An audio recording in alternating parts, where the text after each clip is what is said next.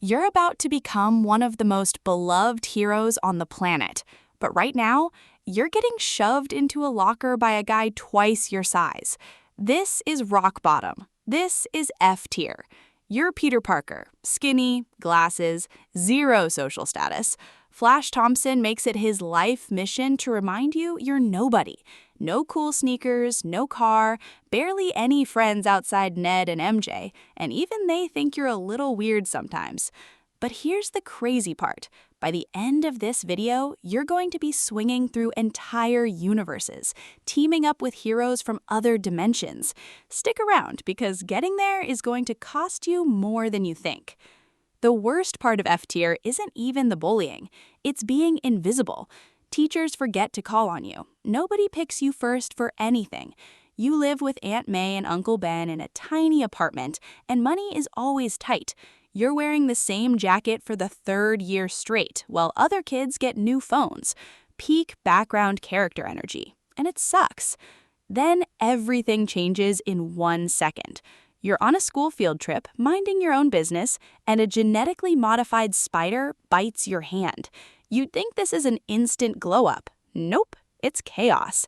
You wake up the next morning with abs you didn't have yesterday, perfect vision, no glasses, and you can stick to walls, which you discover in the most embarrassing way possible, mid-breakfast, face first into the ceiling. Nobody hands you a manual for this, no tutorial, no guide. You're just a confused teenager who suddenly does superhuman stuff, and you have zero idea what you're doing. Quick gut check. Imagine waking up with superpowers and your first move is accidentally punching a kid across the hallway. That's your life now. You break a bathroom sink just turning the handle. You shoot web fluid directly into your own face, trying to figure out your wrist gadget. This is the most chaotic beta test phase of any superhero ever. But here's where it stops being funny. You let a robber run right past you. Not your problem, right? Wrong. That same robber kills your Uncle Ben. This is the moment that breaks you completely. With great power comes great responsibility stops being a quote and becomes your personal curse. You're going to carry this one choice for the rest of your life. Welcome to C tier.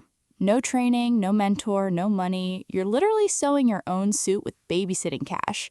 Your web shooters are homemade gadgets built in your bedroom using chemistry skills you barely passed. You get beaten up by actual professional criminals on a weekly basis because you're just winging every single fight. And it gets worse. J. Jonah Jameson is calling you a public menace in the newspaper, so now the whole city thinks you're the problem. Zero credit. In fact, you're basically the only person in the city doing their job for free while getting roasted on it on the news. Imagine clocking into a job every single night, getting shot at, punched, and thrown off buildings, and your reward is a front-page headline calling you a criminal. That's your paycheck. That's it. That's the whole paycheck. But you keep going because deep down you already know you can't stop. This is where the sacrifice pattern of your entire life begins, and trust me, it only gets heavier from here. Now you're hitting B tier, and things start clicking. You're faster, smarter, your spider sense actually starts working like a real superpower instead of just random anxiety tingles. Your suit gets upgrades, your web formula gets better. You start winning fights that used to wreck you completely. People are starting to see you differently too. Not everyone still thinks you're a menace.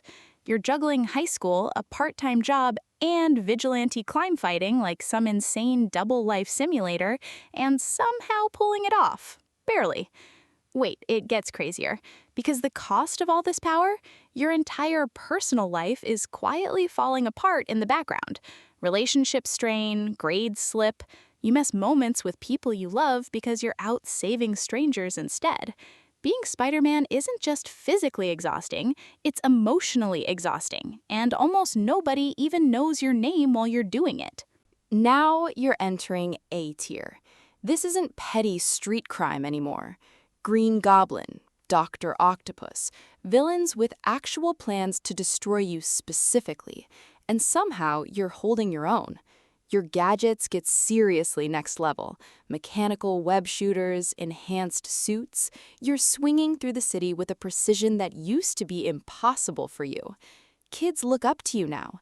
The city is slowly shifting from fear to respect, even if certain newspapers refuse to admit it. But here's the twist nobody warns you about at this power level. The people you love keep getting targeted because of who you are. Your enemies figure out your real weakness isn't your powers, it's your heart. And one tragedy is about to prove exactly how dangerous that weakness is.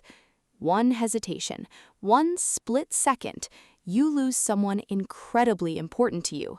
This is heavier than even Uncle Ben, because now you know for certain being Spider-Man means the people closest to you will always be targets. This loss is the final ingredient that turns you into the hero you were always meant to become. You crawl back from that heartbreak piece by piece until you fully step into your role as New York's protector. This is it. This is S tier. Your reflexes are lightning fast. Your intelligence rivals actual scientists. Your moral compass never wavers, no matter how dark things get. Here's the wild part, though. S-tier Peter Parker isn't just physically powerful. You're emotionally unbreakable in a way most heroes never even get close to. You've lost everything multiple times, and instead of turning bitter, you double down on kindness. You crack jokes mid-fight, not because you're not serious, but because you refuse to let tragedy turn you cold. Iron Man trusts you. The Avengers respect you. You're swinging through entire dimensions, teaming up with spider people from other universes.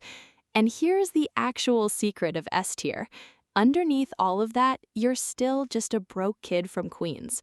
One minute, you're stopping a villain from collapsing a building on innocent people. The next minute, you're rushing home because you've got exactly one clean shirt left and rent is due Friday. You've saved entire timelines and you still take the subway. That contrast right there is the wildest part of this whole arc. Ultimate power, zero ego, still splitting a pizza 3 ways with Ned and MJ because that's all you can afford. But even at peak S tier, your greatest strength is still the same thing that made you vulnerable back in F tier. You care too much to ever walk away.